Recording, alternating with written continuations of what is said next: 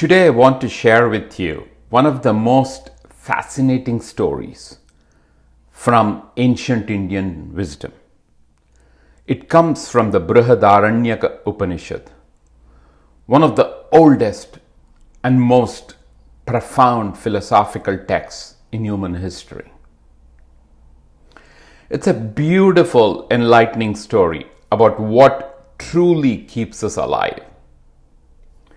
The wisdom in this simple tale has resonated for years. So let's journey back thousands of years ago and look at this story. Once upon a time, all the organs in the human body began to argue about which one was the most important. Each believed they were supreme and essential to life itself. The argument grew heated as each organ made their case. First, it was the turn of the speech. The speech said, "I am clearly the most important. Without me, humans couldn't communicate, share knowledge, or express love. I'm the foundation of the human society and connection. I should be recognized as the supreme," said the speech. Then it was the turn of the I. The I said, "How can you claim supremacy when I'm obviously more essential? I allow humans to see the world, to navigate their environment, to appreciate beauty, and to read the sacred texts. Without vision," the I said, "humans would stumble in darkness." Then it was the turn of the ears. The ear said, "Both of you are mistaken. I'm the one who allows humans to hear the teachings of the wise, enjoy the music, and be warned of approaching danger. The spoken word that speech is so proud of and the vision that I is so proud of is useless without me to receive it." The mind then said, "How amusing that you all think you are so important. I'm the mind. I coordinate all of you. I process all the information that you receive, and I create understanding." The mind said, "I'm the seat of intelligence, memory, and consciousness itself. Without me, none of you would have any purpose or direction." The debate continued, with each organ convinced of its own importance. None would concede to the others. Finally, they decided to ask Prajapati, the creator, for a resolution. Note, we call Prajapati the creator and not the manifester, as there is only one manifester, or the Supreme Krishna. So they asked Prajapati, "Who amongst us is the greatest," or as they say in Sanskrit, Vashishta? Prajapati replied, "My children, there's a simple way to determine which of you is truly the most essential, or Vashishta. The one whose departure would cause the body to suffer most severely is indeed the most important," said Prajapati. "Let each of you depart from the body for a time and let's observe the results," said Prajapati. The organs agreed to this test. First, the speech left the body for a year. While leaving, the speech said, "Let's see how the body manages without me."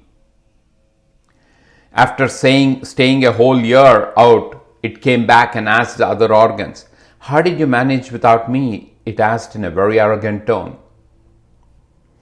While speech was gone, the body became mute but continued to live. It was breathing, seeing, hearing, and thinking. It was living without speaking. The speech thought, "Did you see, the body survived, but it couldn't speak. Clearly, I'm the most essential," it thought. Next, the I departed for a year.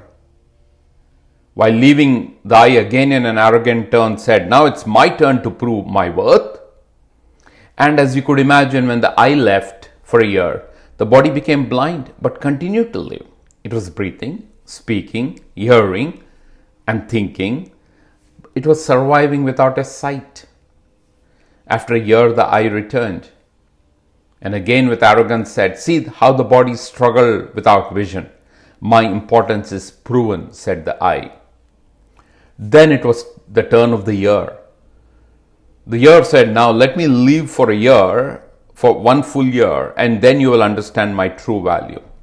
The body became deaf, but it continued to function. It was breathing, speaking, seeing, and thinking, and was living without hearing.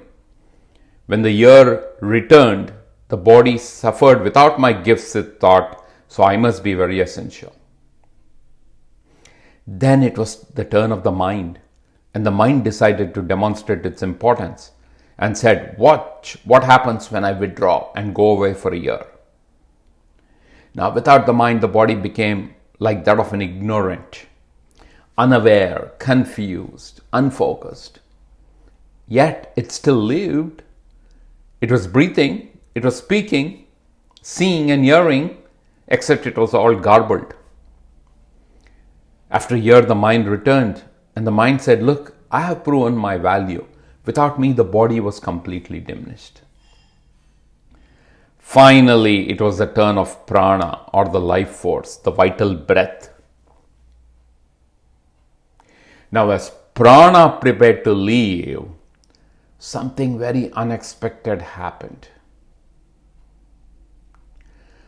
As it began to rise up to leave the body, it started to pull all other organs along with it.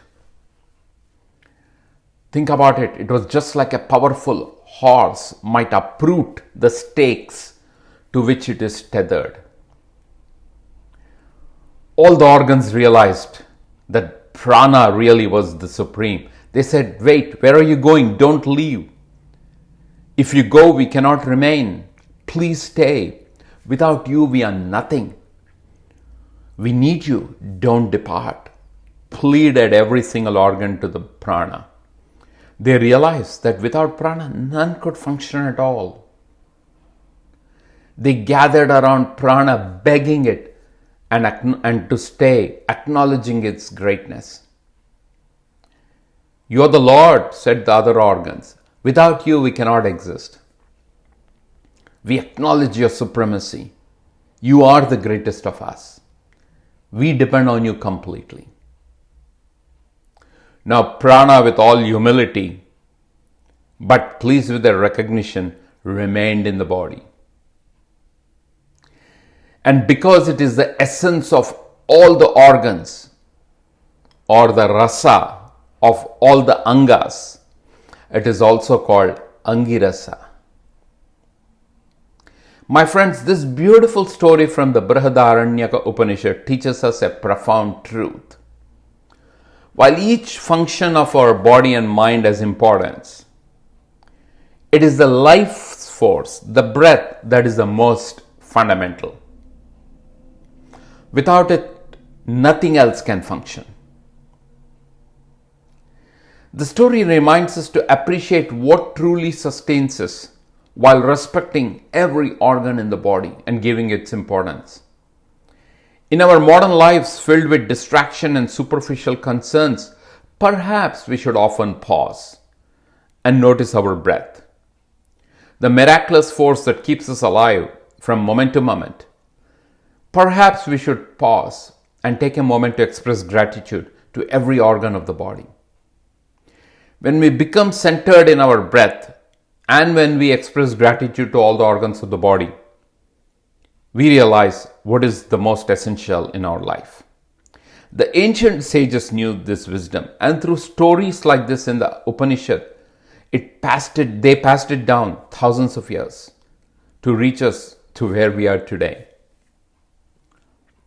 This wisdom from the Brihadaranyaka Upanishad doesn't just remain in texts, it continues to live through daily practices in Hindu tradition. One beautiful example is the practice of sipping water before and after a meal. In section 6, verse 14, The Upanishad specifically mentions this practice. It says, the sages well versed in the Vedas sip a little water before and after taking food. By sipping water, they are offering their oblations to life force on behalf of all the other organs of the body. By this simple act of taking a few mindful sips of water before and after eating, the practitioners acknowledge prana's supreme, prana or the life force, supreme importance. The water in many ways is symbolically considered to be clothing or the protection for the prana and making sure the prana is given its respect. I hope this story has given you something meaningful to reflect upon. The Gita and the Upanishads contain such beautiful wisdom that's relevant even in our modern day. They're often hidden in plain sight in simple daily practices, and it is for us to understand it. Perhaps the next time you take a sip of water before a meal, you might remember this story and take a moment yourself to honor the prana, the life force that makes everything else possible. If you enjoyed this session, I would ask you to like and subscribe and share this with others so that we continue our journey for looking at more explorations of the Gita and the Upanishad, look at different other stories that convey meaning. And if you have some thoughts, please share it as well. Talk to you soon. Stay healthy, stay blessed.